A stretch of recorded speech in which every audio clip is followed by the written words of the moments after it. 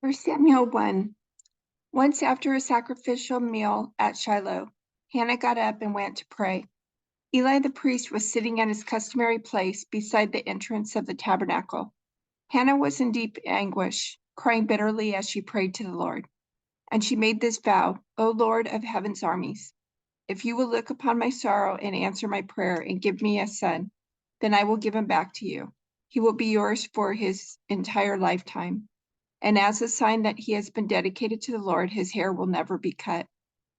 As she was praying to the Lord, Eli watched her. Seeing her lips moving, but hearing no sound, he thought she had been drinking. Must you come here drunk? He demanded. Throw away your wine. Oh, no, sir, she replied. I haven't been drinking wine or anything stronger, but I am very discouraged, and I was pouring out my heart to the Lord.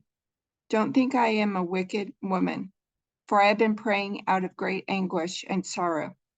In that case, Eli said, go in peace. May the God of Israel grant the request you have asked of him. Okay, thank you, sir, she exclaimed. Then she went back and began to eat again, and she was no longer sad. The entire family got up early the next morning and went to worship the Lord once more.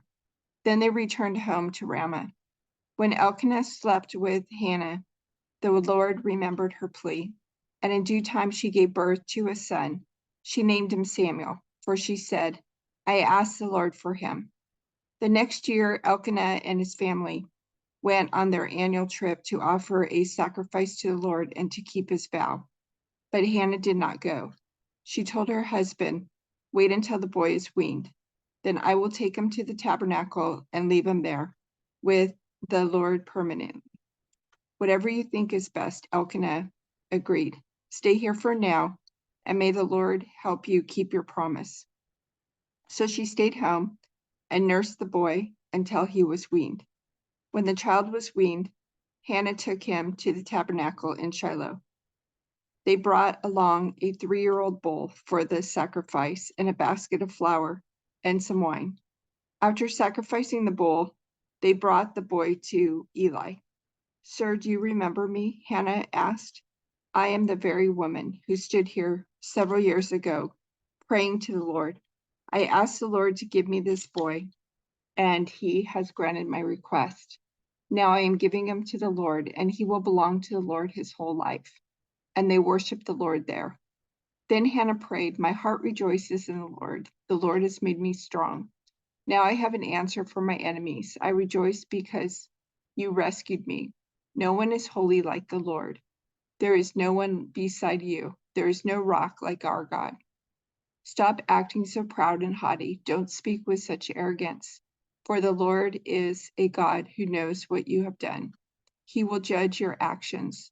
The bow of the mighty is now broken, and those who stumbled are now strong. Those who were well fed are now starving, and those who were starving are now full. The childless woman now has 7 children, and the woman with many children wastes away.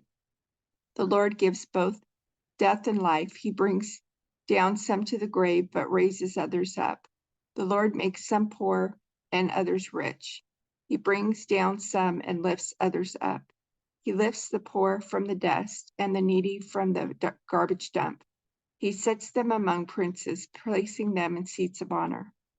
For all the earth is the Lord's, and he has set the world in order.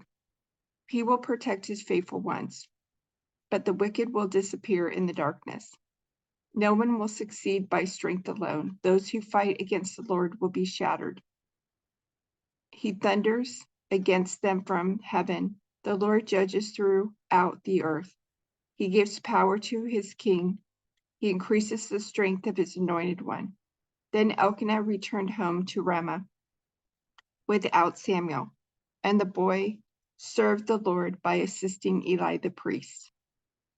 Now the sons of Eli were scoundrels who had no respect for the Lord or for their duties as priests.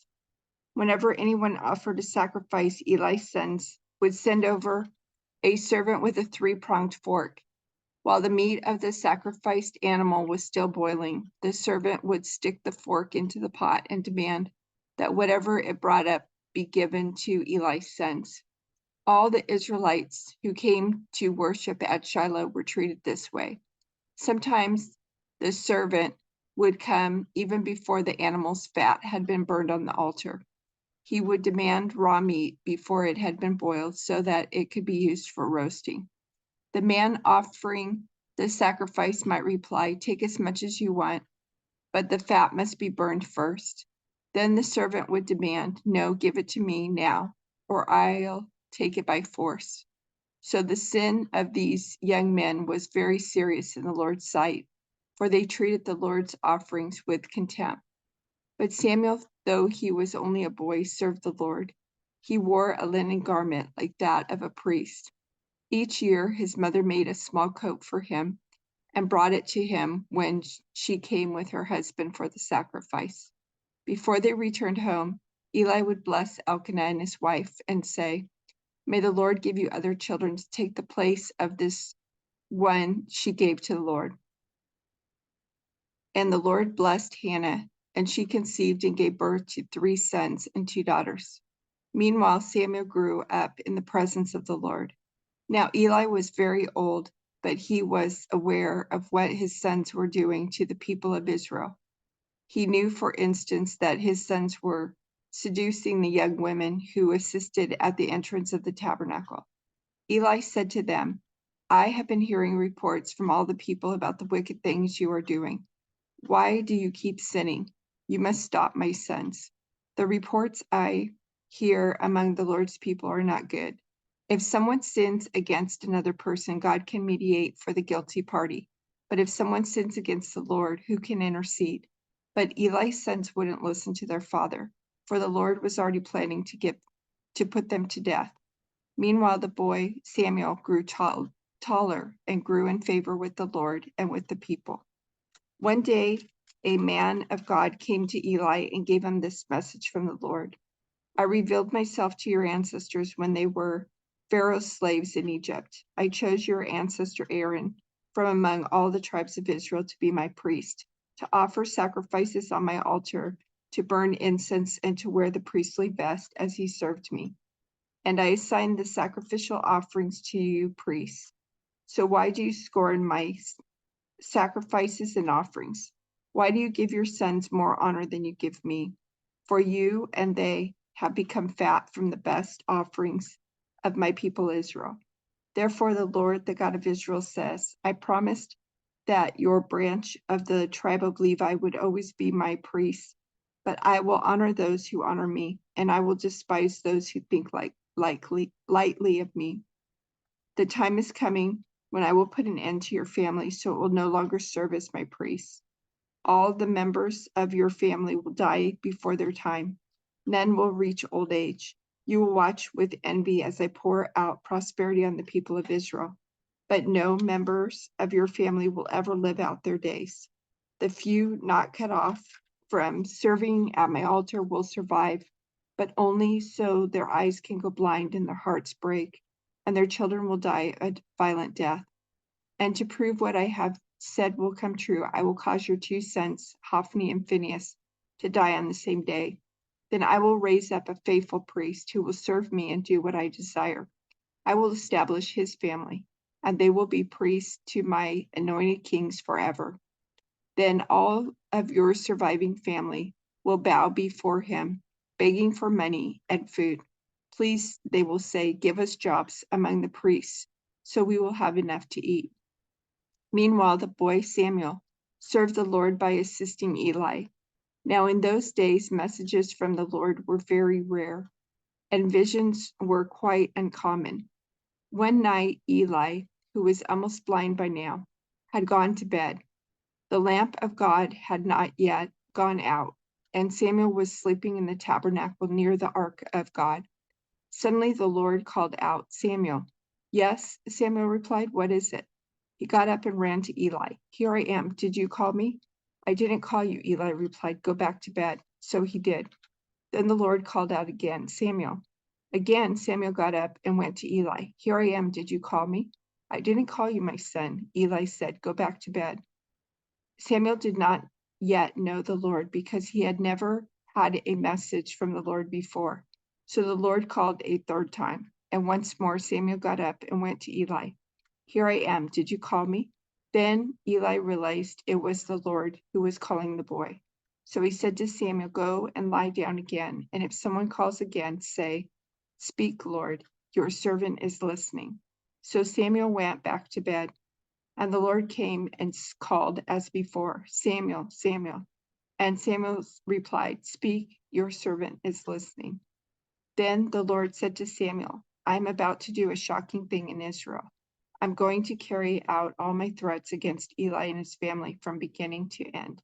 I have warned him that judgment is coming upon his family forever because his sons are blaspheming God and he hasn't disciplined them.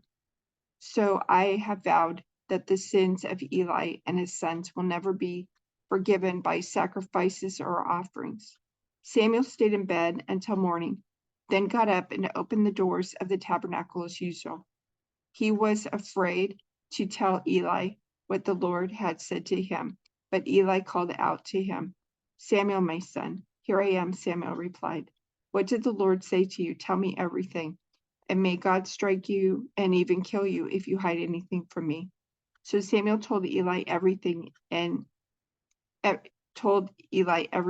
He didn't hold back anything. It is the Lord's will, Eli replied. Let him do what he thinks best. As Samuel grew up, the Lord was with him, and everything Samuel said proved to be reliable. And all Israel from Dan in the north to Beersheba in the south knew that Samuel was confirmed as a prophet of the Lord. The Lord continued to appear at Shiloh and gave messages to Samuel there at the tabernacle. And Samuel's words went out to all the people of Israel. At that time, Israel was at war with the Philistines. The Israelite army was camped near Ebenezer, and the Philistines were at Aphek. The Philistines attacked and defeated the army of Israel, killing 4,000 men.